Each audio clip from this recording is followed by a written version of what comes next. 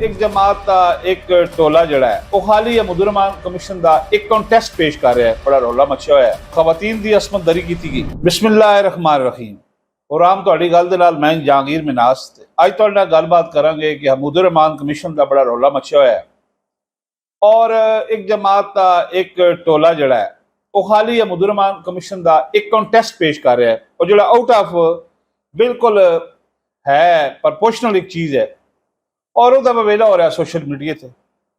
और मुजरमान कमीशन की जी एक पूरी रिपोर्ट है वो बाकी जो इकतसाबात जी बाकी वो बारे तफसीलात आई हैं और जो जुल्म होया उत्थे जनाब उसकी कोई गल नहीं कर रहा और एक खास जनाब पीस जो है वो चुके और सोशल मीडिया से धड़ाधड़ वायरल कर रहे हैं। एक जमात का इंतशारी टोले का काम है लेकिन क्वेश्चन यह है कि एक तो साढ़े मुल्क का अलमिया है बड़ा बड़ा डायलीमा है कि इत्थे किताब भी नहीं तो रुझान ही कोई नहीं, लोग पढ़ते कोई नहीं, दरसी कुतब को नहीं पढ़ते जोड़े साढ़े सिलेबस शामिल होंगे तो बाकी किताबा कै पढ़निया। लिहाजा इस रिपोर्ट को भी बिल्कुल सोचो समझो कि 5% का एक एक्सट्रैक्ट निकाल के एक टुकड़ा निकाल के पेश किया जा रहा और लोगों को गुमराह किया जा रहा।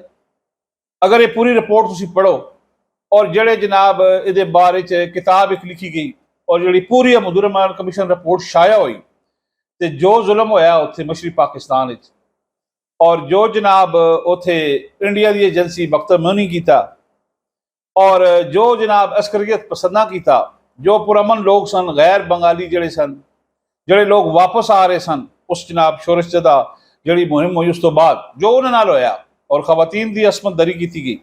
एक दिल खराश वारदात है, वह दास्तान है पूरी पूरी दिल खराश और दिल अला देने वाली दास्तान। लो जी कल है कि 1 मार्च तो 3 मार्च 1971 तक अवामी लीग ने वफाकी हुकूमत जो इख्तियारात सन मशरकी पाकिस्तान उन्होंने कंट्रोल हासिल कर लिया और इस अरसे के दौरान जो अस्करियत पसंद सन उन्होंने ढाका, नारायणगंज, चट्टागांग और जो होर कस्बे सन उत जनाब पाकिस्तान के हामी अनासर के खिलाफ बड़े पैमाने पर कतलेआम किया, खवातीन की असमत दरी की गई और इन्होंने मजालम जड़े जनाब जो इतना जुल्म पिया इन्होंने जी दिल खराश दास्ताना ने यह मगरबी पाकिस्तान हो या बाहरी हो उन्होंने बड़ी तादाद जी है बारियां की यह बयान करती है और यदा मौजूद है बाकायदा रिटर्न मुजरमान कमीशन भी जिक्र मौजूद है। और जोड़े जनाब मार्च 1971 तो बाद शोरशदा जोड़े इलाके सन उतों जनाब गैर बंगाली जोड़े जुड़ना के झुंड पूरे के पूरे जनाब ग्रुप टोले जोड़े फौज के जेरे तसलत इलाके सन उथे आ गए और हवाई अड्डे से इंतजार करते रहे इधर आने वास्ते। उन्होंने जो कुछ होया वो भी एक लम्मी और दिल खराश दास्तान है। एक जनाब मारूफ साफी ने कुतुबुद्दीन अजीज उन्हें किताब भी लिखी है इस कंटेस्ट और उस किताब का उन्वान है खून और आंसू। वो किताब इसके उन्वान शाया हुई है और उन्होंने कहा जनाब कि मशरकी पाकिस्तान जो रहने वाले लोग सन बेबस बारी हो मगरबी पाकिस्तानियों की बड़ी तादाद हो या मुबल वतन बंगालियों से जोड़ा गैर इंसानी मजालम दिल खराश दास्ताना बयान की गई ने और दिल हलाल वाली ने। और कुतुबुद्दीन अजीज जोड़ा राइटर है इस किताब का उन्हें कहा जनाब एक अंदाजे के मुताबिक अवामी लीग के जोड़े अस्करियत पसंद सन उन्हें इस शोरिश के दौरान जोड़े जनाब सूरत हाल हुई सी जंगी इस दौरान 1 लाख तो 5 लाख बंदा जोड़ा वो कत्ल किया। देखो ये बहुत बड़ा जनाब कतलेआम होया, खून होया लोगों का। 1 लाख तो 5 लाख का उस फिक्र दिता अपनी किताब।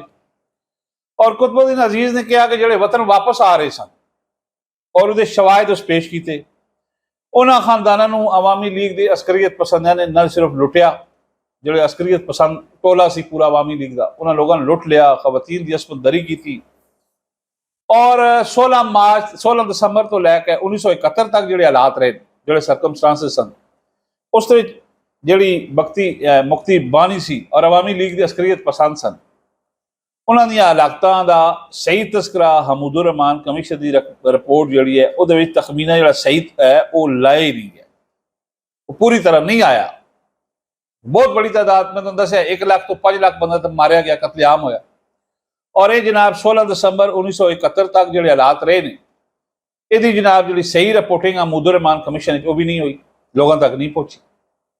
इस तरह 25 मार्च 1971 की जी फौजी कार्रवाई तो बाद ਜਿਹੜੀ ਭਾਰਤੀ ਦਰਅੰਦਾਜ਼ੀ ਸਾਡਾ ਜਿਹੜਾ ਹਮਸਾਇਆ ਮੁਲਕ ਹੈ ਜੋ ਕੁਝ ਇਹਨੇ ਵਾਰਦਾਤ ਪਾਈ ਔਰ ਅਵਾਮੀ ਲੀਗ ਦੀ ਸਰਪ੍ਰਸਤੀ ਦੇ ਵਿੱਚ ਜਿਹੜੇ ਅਰਕਾਨ ਮਸ਼ਰਕੀ ਪਾਕਿਸਤਾਨ ਦੇ ਪੁਰਾਮਨ ਦਿਹਾਤਾਂ ਦੇ ਜੋ ਕੋਈ ਛਾਪੇ ਮਾਰੇ ਗਏ ਉਹਨਾਂ ਦੇ ਜਨਾਬ ਪੂਰੇ ਜਨਾਬ ਦਿਹਾਤਾਂ ਦੇ ਵਿੱਚ ਕਤਲੇਆਮ ਕੀਤਾ ਗਿਆ, ਅਸਮੰਦਰੀ ਹੋਈ ਖਵਾਤੀਨ ਦੀ, ਆਤਿਸ਼ਜ਼ਨੀ ਦੀਆਂ ਵਾਰਦਾਤਾਂ ਹੋਈਆਂ, ਬੇਸ਼ੁਮਾਰ ਲੋਕ ਉਹਦੇ ਮੁਲਵਜ਼ ਰਹੇ।